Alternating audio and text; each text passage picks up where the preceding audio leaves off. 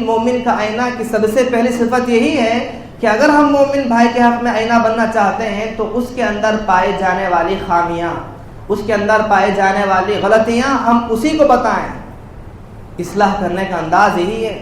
اگر میری نظر میں سامنے والا میرا بھائی، اگر میں غلطی کرتا ہوں، مجھ سے کچھ غلطی ہو گئی، مجھ سے کچھ لغزش ہو گئی، جو کام نہیں کرنا تھا میں نے کر دیا، جو نہیں بولنا تھا میں نے بول دیا، ایک بھائی ہونے کے حیثیت سے سامنے والے کی ذمہ داری بنتی ہے کہ مجھے آ کر میری اصلاح کریں، مجھے بتائیں کہ میرے چہرے پر کیا داغ ہے، میری غلطی مجھے بتایا جائے گا تو میں اپنے چہرے کو صاف کروں گا، اپنی غلطی کی اصلاح کروں گا۔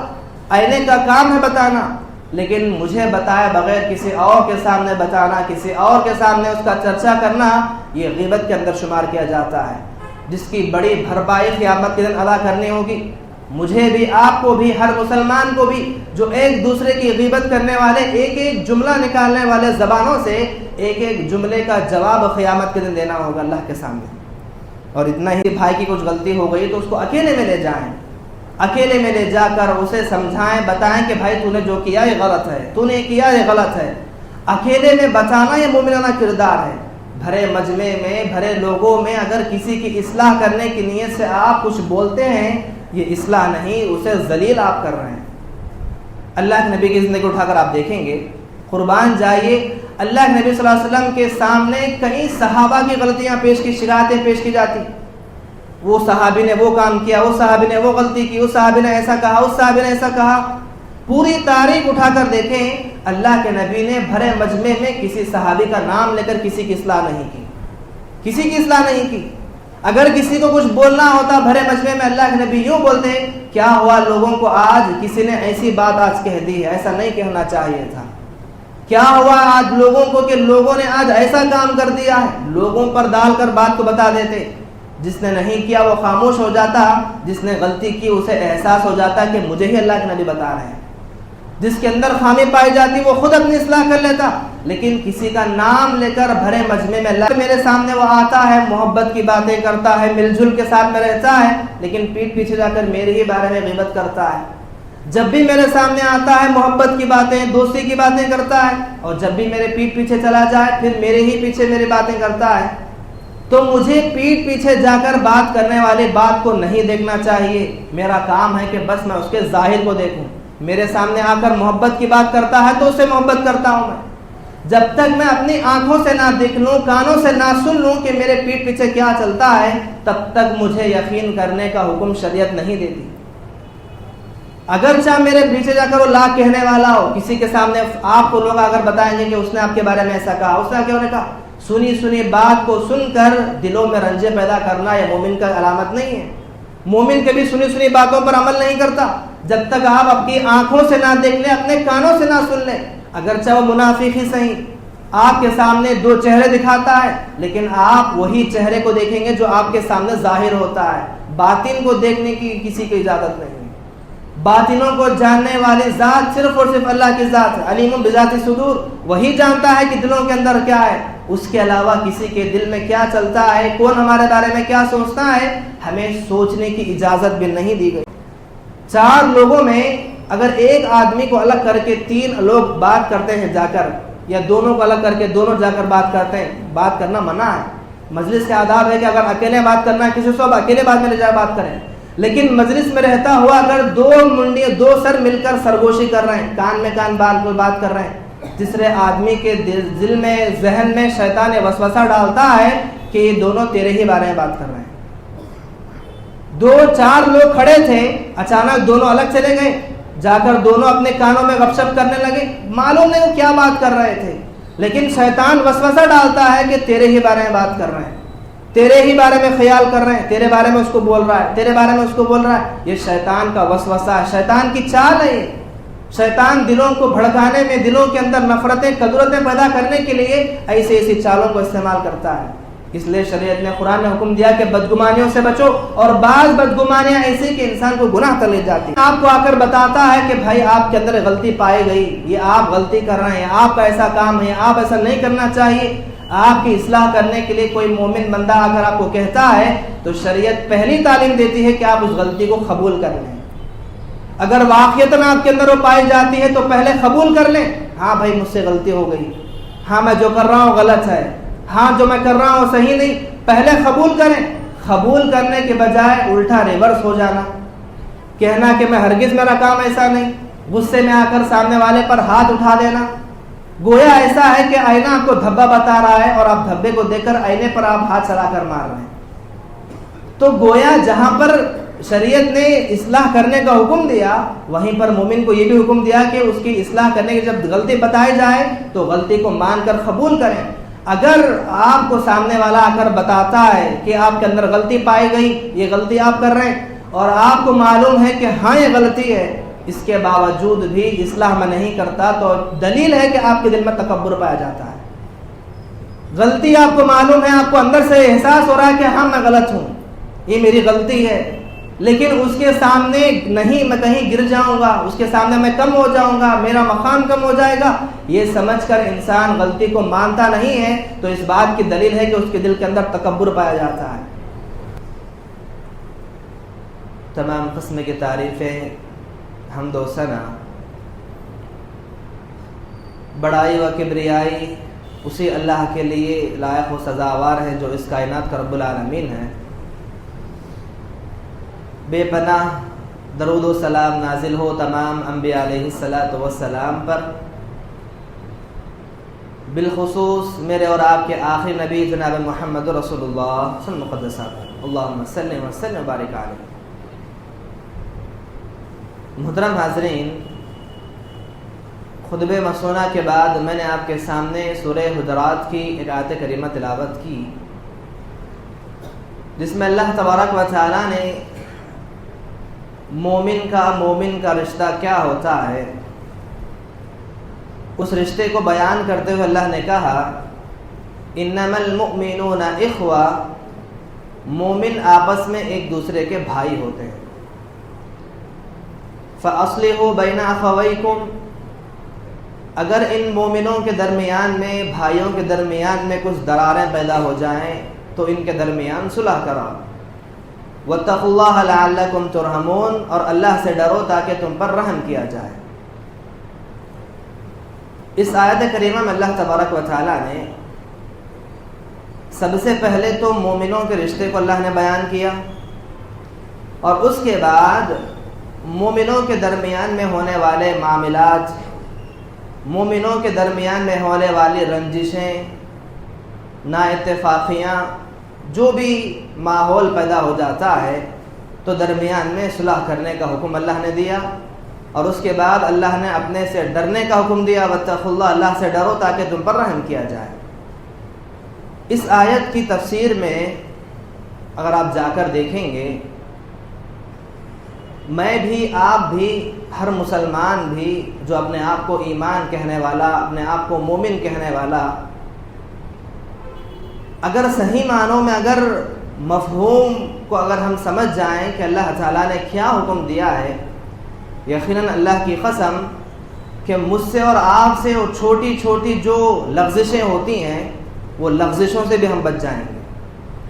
وہ چھوٹی چھوٹی غلطیاں، وہ چھوٹے چھوٹے کام جو مجھ سے اور آپ سے آپس میں ایک دوسرے کے درمیان میں ہوتے ہیں، اگر اصلاحی انداز میں اگر ہم سمجھ جائیں تو وہ تمام کی تمام چھوٹی چھوٹی باتیں بھی ہم درمیان میں بچ جائیں گے۔ حدیث کی شرح میں اگر دیکھا جائے تو اللہ کے نبی نے فرمایا کہ مومن کا آئینہ ہوتا ہے، ایک مومن دوسرے مومن کا آئینہ ہوتا ہے، یعنی کہ آئینہ بتاتا ہے کہ تو سامنے والا کیسا ہے۔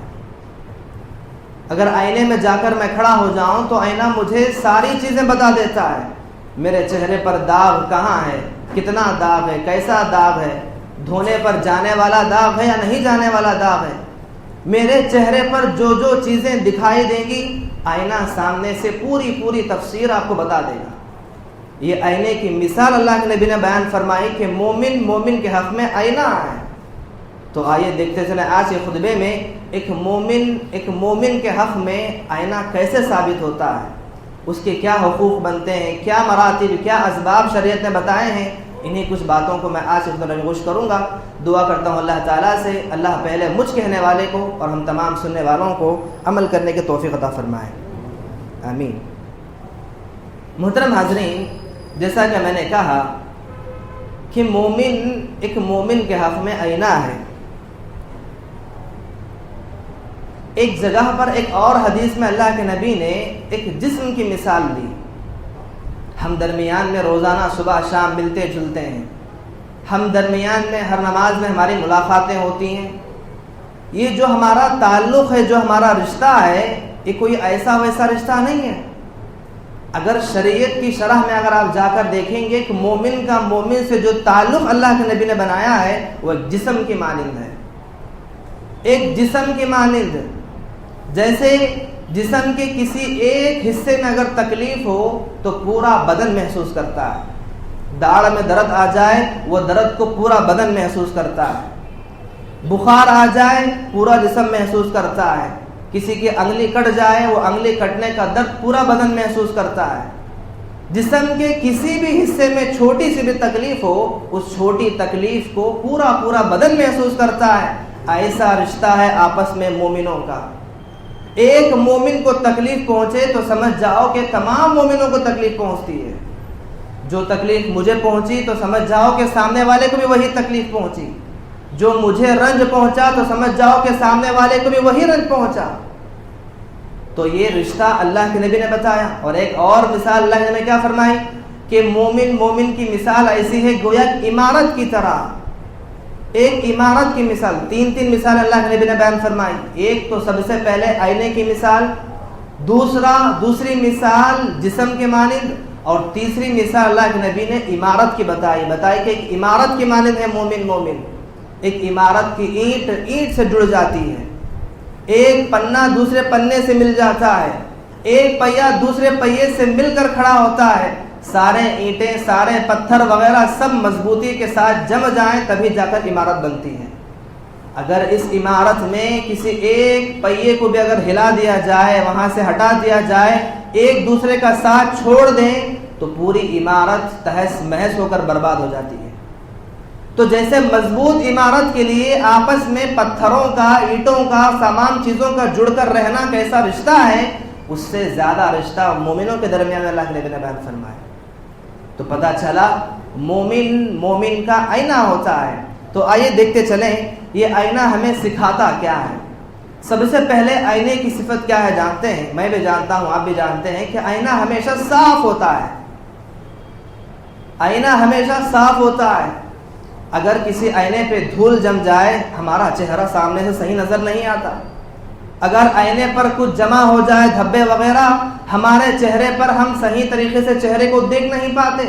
پہلے ہم آئینے کو صاف کرتے ہیں، آئینے کو پوچھتے ہیں، آئینے کو پوچھنے کے بعد، صاف کرنے کے بعد ہم تب اپنا چہرہ دیکھتے ہیں تو ہمارا چہرہ نظر آتا ہے۔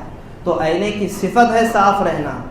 تو اسی طرح سے جہاں پر ایک مومن آئینہ کہلاتا ہے تو مومن کی سب سے پہلی صفت ہر ایک کے اندر پائی وہ کیا ہے؟ ہمارے دل صاف ہونے چاہیے۔ ہم ایک اپنے بھائی کے حق میں آئینہ تبھی بنیں گے جب ہمارا دل صاف ہوگا، شفاف ہوگا، کسی بھی طرح کی رنجشیں دلوں کے اندر نہ ہو، کسی بھی طرح کا دکھ درد دلوں کے اندر نہ ہو، کسی کی کدورتیں دلوں کے اندر نہ ہو۔ دل جتنا صاف ہوگا آئینہ اتنا اچھی تصویر بتائے گا۔ میں اپنے بھائی کے حق میں آئینہ تبھی بنوں گا جب میرا دل صاف ہو۔ میرے دل میں ہی کچھ کدورتیں پائی جائے، میرا دل ہی صاف نہ ہو تو میں آئینے کی تصویر کیا بتاؤں؟ تو سب سے پہلی صفت یہ ہے کہ اس کا صاف ہونا اور ہر طرح کے رنجشوں سے پاک ہونا۔ اور دوسری چیز ایک مومن کے اندر جو پائے جانے چاہیے، ایک آئینہ جو مومن کا جو آئینہ قرار دیا گیا، اس کی دوسری صفت کیا ہے؟ اس کی دوسری صفت یہ ہے کہ میرے اندر کیا کمی ہے آئینہ مجھے بتاتا ہے۔ میرے اندر کیا کمی ہے، میرے چہرے پر کہاں پر داغ لگا ہے، آئینہ مجھے بتاتا ہے۔ ہر ایک کو بتانے کا کام آئینے کا نہیں ہے۔ آئینے کو آپ جا کر دیکھیں گے، آئینے میں دیکھنے والے 10 چہرے ہیں، ایک کے بعد ایک چہرہ آتا گیا، دیکھتا گیا، لیکن آئینہ بعد میں آنے والے کو نہیں بتائے گا کہ تجھ سے پہلے آنے والے کے چہرے پر یہ داغ تھا۔ آئینہ کبھی نہیں بتائے گا کہ تجھ سے جانے والے کے چہرے پر یہ داغ تھا۔ آئینہ کس کے داغ اسی کو دکھاتا ہے، سب کے داغ اٹھا کر کسی کے سامنے بتاتا نہیں ہے۔ کس کے چہرے میں کیا کمی ہے وہ آئینہ چہرے کے کمی والے انسان کو بتائے گا، ہر ایک کو نہیں۔ تو تو مومن کا آئینہ کی سب سے پہلی صفت یہی ہے کہ اگر ہم مومن بھائی کے حق میں آئینہ بننا چاہتے ہیں تو اس کے اندر پائے جانے والی خامیاں، اس کے اندر پائے جانے والی غلطیاں ہم اسی کو بتائیں۔ اصلاح کرنے کا انداز یہی ہے۔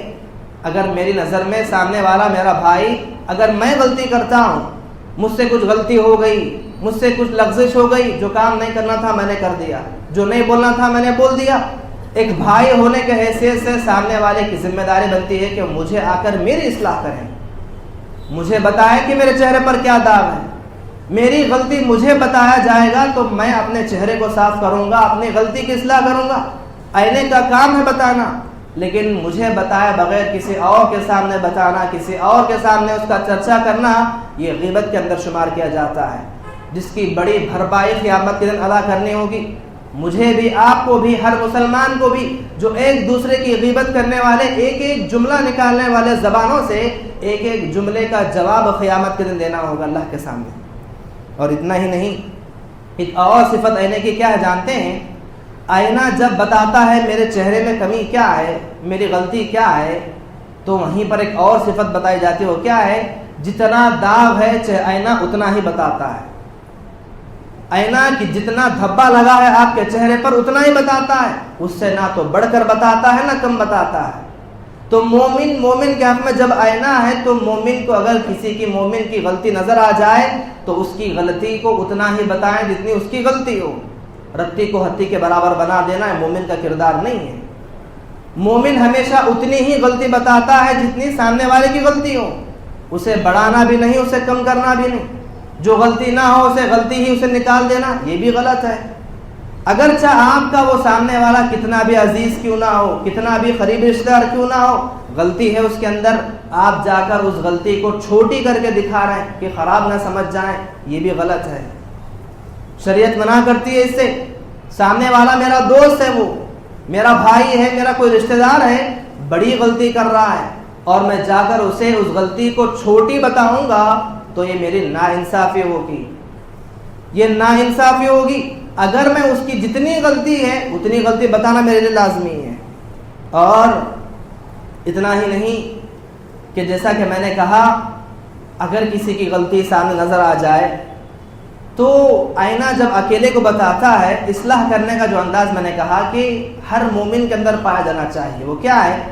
اگر ہم دیکھتے ہیں کہ کسی بھائی کی کچھ غلطی ہو گئی تو اس کو اکیلے میں لے جائیں، اکیلے میں لے جا کر اسے سمجھائیں، بتائیں کہ بھائی تو نے جو کیا یہ غلط ہے، تو نے کیا یہ غلط ہے۔ اکیلے میں بتانا یہ مومنانہ کردار ہے۔ بھرے مجمع میں، بھرے لوگوں میں اگر کسی کی اصلاح کرنے کی نیت سے آپ کچھ بولتے ہیں، یہ اصلاح نہیں، اسے ذلیل آپ کر رہے ہیں۔ اللہ کے نبی کی زندگی اٹھا کر آپ دیکھیں گے، قربان جائیے، اللہ کے نبی صلی اللہ علیہ وسلم کے سامنے کئی صحابہ کی غلطیاں پیش کی، شکایتیں پیش کی جاتی، وہ صحابی نے وہ کام کیا، وہ صحابی نے وہ غلطی کی، اس صحابی نے ایسا کہا، اس صحابی نے ایسا کہا۔ پوری تاریخ اٹھا کر دیکھیں، اللہ کے نبی نے بھرے مجمع میں کسی صحابی کا نام لے کر کسی کی اصلاح نہیں کی، کسی کی اصلاح نہیں کی۔ اگر کسی کو کچھ بولنا ہوتا بھرے مجمع میں، اللہ کے نبی یوں بولتے، کیا ہوا لوگوں کو آج کسی نے ایسی بات آج کہہ دی ہے، ایسا نہیں کہنا چاہیے تھا۔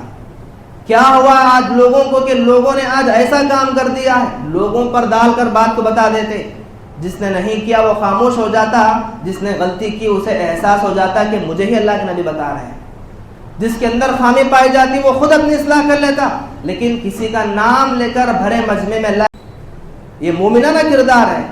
جہاں پر میں اپنی عزت کو میں قیمتی سمجھتا ہوں، میں سمجھتا ہوں کہ میری عزت ہے، میرا وقار ہے، میرا نام ہے، سامنے والے کا بھی اتنا ہی مقام ہوگا۔ اس سے آپ سے تھوڑا کم ہی صحیح سامنے والے کی بھی عزت ہوگی، آپ سے کم ہی صحیح تھوڑا بہت رتبہ اس کا بھی ہوگا۔ جہاں پر آپ اپنے رتبے کو برقرار رکھنا چاہتے ہیں، اپنی عزت کو برقرار رکھنا چاہتے ہیں، شریعت وہیں پر یہ بھی سکھاتی ہے کہ سامنے والوں کی عزتوں کا بھی آپ خیال کریں۔ اور اتنا ہی نہیں، ایک اور صفت جو آئینے کی بنیادی وہ کیا ہے؟ آئینہ صرف ظاہر کو بتاتا ہے، باطن کو نہیں۔ دیکھیے کتنی باریک باریک چیزیں شریعت نے سکھائی ہمیں۔ اگر آئینے کے سامنے میں جا کر کھڑا ہو جاؤں، میرے چہرے پر لگے داغ کو آئینہ بتاتا ہے، لیکن میرے چہرے کے اندر کیا ہے وہ آئینہ بتا نہیں سکتا۔ تو مومن کے حق میں آئینہ یہی کہ مومن سامنے والے مومن کے ظاہر کو دیکھ کر فیصلہ کرے گا، اس کے باطن کو دیکھ کر نہیں۔ کوئی مجھ سے ناراض ہے، کوئی مجھ سے لڑائی جھگڑا کر کے بیٹھا ہے، کوئی مجھ سے فلاں کے کسی کا معاملہ ہے، میں اس کے ظاہری طور پر میرے سامنے وہ آتا ہے، محبت کی باتیں کرتا ہے، مل جل کے ساتھ میں رہتا ہے، لیکن پیٹھ پیچھے جا کر میرے ہی بارے میں غیبت کرتا ہے۔ جب بھی میرے سامنے آتا ہے محبت کی باتیں، دوستی کی باتیں کرتا ہے، اور جب بھی میرے پیٹھ پیچھے چلا جائے پھر میرے ہی پیچھے میری باتیں کرتا ہے۔ تو مجھے پیٹھ پیچھے جا کر بات کرنے والے بات کو نہیں دیکھنا چاہیے، میرا کام ہے کہ بس میں اس کے ظاہر کو دیکھوں۔ میرے سامنے آ کر محبت کی بات کرتا ہے تو اس سے محبت کرتا ہوں میں۔ جب تک میں اپنی آنکھوں سے نہ دیکھ لوں، کانوں سے نہ سن لوں کہ میرے پیٹھ پیچھے کیا چلتا ہے، تب تک مجھے یقین کرنے کا حکم شریعت نہیں دیتی۔ اگرچہ میرے پیچھے جا کر وہ لاکھ کہنے والا ہو، کسی کے سامنے آپ کو لوگ اگر بتائیں گے کہ اس نے آپ کے بارے میں ایسا کہا، اس نے کیا کہا، سنی بات کو سن کر دلوں میں رنجے پیدا کرنا یہ مومن کا علامت نہیں ہے۔ مومن کبھی سنی باتوں پر عمل نہیں کرتا جب تک آپ اپنی آنکھوں سے نہ دیکھ لیں، اپنے کانوں سے نہ سن لیں۔ اگرچہ وہ منافق ہی صحیح آپ کے سامنے دو چہرے دکھاتا ہے، لیکن آپ وہی چہرے کو دیکھیں گے جو آپ کے سامنے ظاہر ہوتا ہے۔ باطن کو دیکھنے کی کسی کی اجازت نہیں۔ باطنوں کو جاننے والی ذات صرف اور صرف اللہ کی ذات ہے، علیم بذات الصدور، وہی جانتا ہے کہ دلوں کے اندر کیا ہے۔ اس کے علاوہ کسی کے دل میں کیا چلتا ہے، کون ہمارے بارے میں کیا سوچتا ہے، ہمیں سوچنے کی اجازت بھی نہیں دی گئی۔ اسامہ بن زید رضی اللہ تعالیٰ عنہ، آپ تاریخ کے مشہور واقعہ اٹھا کر آپ پڑھیں گے۔ دیکھیے اسلام کے لیے کہتے ہیں، اسامہ بن زید کہتے ہیں کہ جب ہم نے کفار پر حملہ کیا، ہم نے کفار پر مشرکین پر جب ہم نے حملہ کیا تو کئی کفار کو ہم نے مارا جو کلمہ نہیں پڑھ رہے تھے۔ آخرکار ایسا ہوا کہ میں نے چھری اٹھائی، ایک کافر نے کلمہ پڑھ لیا۔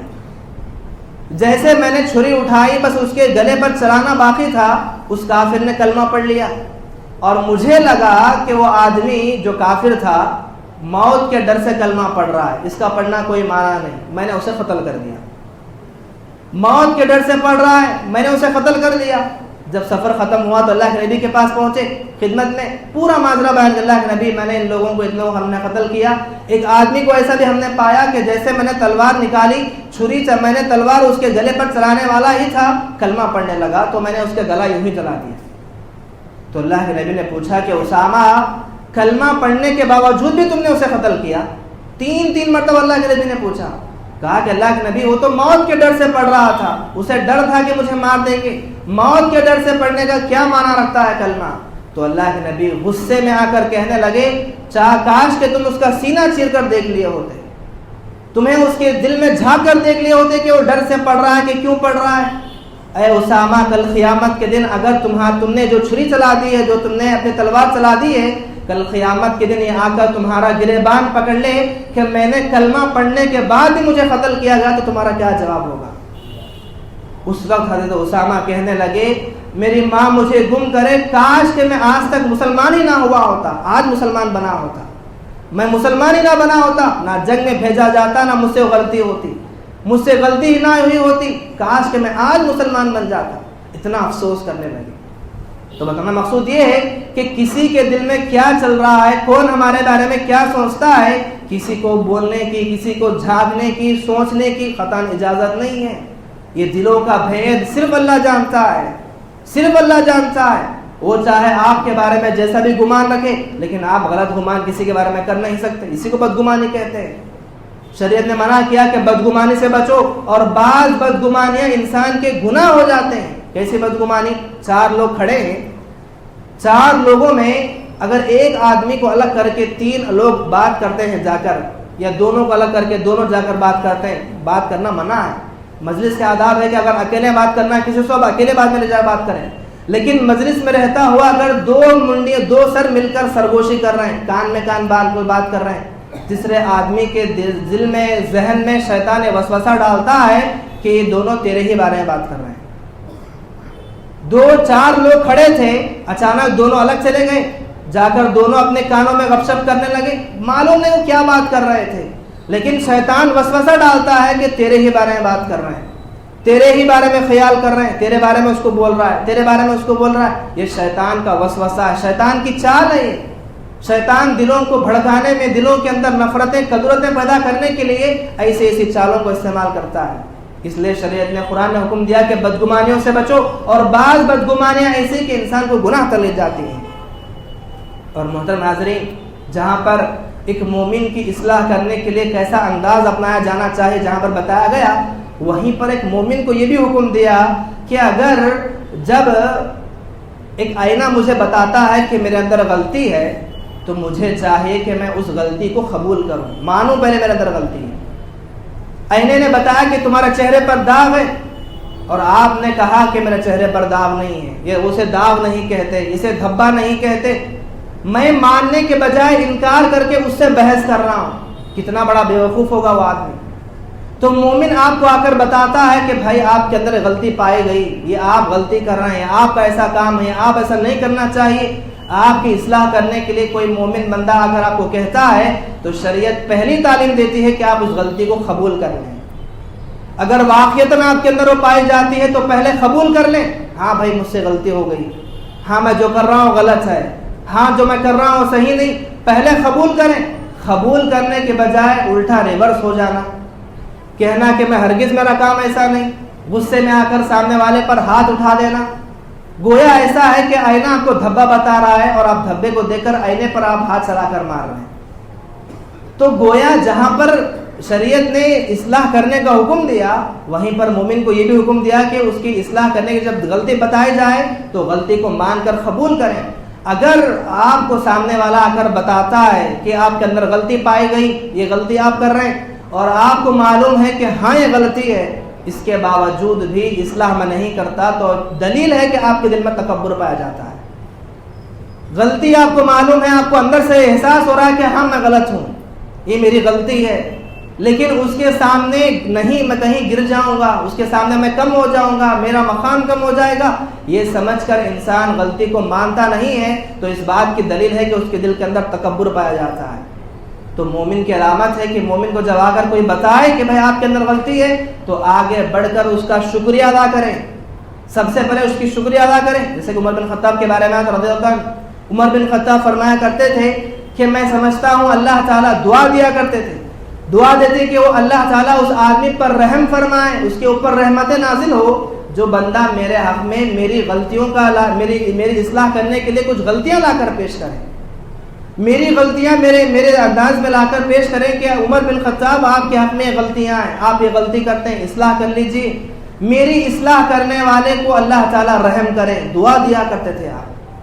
تو یاد رکھیے کوئی بھی اگر آپ کی اصلاح کرتا ہے یقیناً وہ آپ کا سچی صحیح معنوں میں آپ کا مخلص انسان ہے، وہ آپ کا دوست آپ کی اصلاح کرتا ہے تو مخلص ہے، وہ آپ کا بھائی آپ کی اصلاح کرتا ہے تو مخلص ہے، وہ آدمی وہ چاہتا ہے کہ آپ سے وہ غلطی نہ ہو، آپ گناہ گار نہ بن جائیں، وہ چاہتا ہے کہ آپ کے اوپر ایک گناہ کا وبال نہ آئے، آپ کی اچھائی کے لیے وہ آپ کی اصلاح کر رہا ہے۔ اس اچھائی کو چھوڑ کر آپ منفی ذہن میں لے کر یہ سوچ کر کے وہ آدمی میرے اوپر بھر لیا ہے، وہ آدمی میرے لیے گیا ہے، ہمیشہ اس کا کام ہی ہے غلطیوں کو نکالنا، ایسی باتیں کہہ کر اپنی غلطی کو انکار کر دینا، یہ بہت بڑی غلطی ہوگی اور مومنانہ کردار نہیں ہوگا۔ اور اس طرح سے جیسا کہ میں نے کہا کہ مومن ایک مومن کا آئینہ ہوتا ہے، جیسا کہ آیت کے آخر میں اللہ نے کہا فَأَصْلِحُوا بَيْنَ أَخَوَيْكُمْ وَاتَّقُوا اللَّهَ لَعَلَّكُمْ تُرْحَمُونَ۔ اگر کوئی مومنوں کے درمیان میں کچھ دراریں پیدا ہو جائیں، کوئی معاملات پیدا ہو جائیں تو آپس میں سب سے پہلے صلح کرا دو۔ سامنے والوں کو یہ بات معلوم ہے کہ اتنے لوگوں میں جو مجمع تھا اس میں سے کسی کی بحث ہو گئی، یہ بحث میں 2-4 لوگ ناراض ہو گئے کسی سے، پورے مجمع کی ذمہ داری بنتی ہے کہ وہ لوگ ان آپس میں ان لوگوں کے درمیان میں صلح کرائیں، سب کی ذمہ داری بنتی ہے، جن کے علم ہے، جن کو معلوم ہے کہ ان کے ساتھ یہ معاملہ ہوا ہے، ان کو معلوم ہے کہ ان کے ساتھ یہ معاملہ ہوا ہے، معاملہ معلوم رکھنے کے باوجود اپنی جگہ پر خاموش بیٹھ جانا جرم کے اندر ہاتھ ڈالنے کے برابر ہے۔ جیسا کہ ایک جگہ پر آپ کو معلوم ہے کہ چوری ہوئی، ایک جگہ پر گناہ ہوا، ایک جگہ پر غلطی ہوئی، آپ اس کی جگہ پر وہاں پر جا کر گواہی نہیں دے رہے، گواہی دینے کے بجائے حق معلوم ہونے کے بعد خاموش بیٹھ جانا گویا چور کے برابر آپ کا ساتھ دینا ہوگا۔ تو جہاں پر آپ کو معلوم ہے کہ اتنے لوگوں میں اتنی بحث ہوئی، اتنے لوگوں میں اتنے لوگ ناراض ہو گئے، تو ان بقیہ لوگوں کی ذمہ داری بنتی ہے کہ سب سے پہلے صلح کرائیں، اور آپس میں جو سب سے پہلے آگے بڑھ کر صلح کرنے کے لیے آگے جاتا ہے، اللہ نے فرمایا کہ سب سے بہترین انسان وہی ہے جو آگے بڑھ کر آ کے صلح کرتا ہے۔ تو کچھ باتیں تھیں جو مومنوں کے درمیان میں، یہ مومن آپس میں ایک بھائی کا رشتہ رکھتے ہیں، ایک عمارت کا رشتہ رکھتے ہیں، ایک جسم کا رشتہ رکھتے ہیں۔ یہ جو مختصر سی زندگی جو اللہ نے عطا کی ہے، دل میں پائے جانے والی قدرتوں کو دور کرتے ہوئے آپس میں بھائی بھائی بن کر زندگی گزارنے کے اللہ سب کو توفیق عطا فرمائے، اور مومنوں کے درمیان میں جو حقوق اللہ نے بنائے ہیں ان تمام حقوق ادا کرتے ہوئے توفیق عطا فرمائے۔ آمین رب العالمین۔ السلام علیکم ورحمۃ اللہ وبرکاتہ۔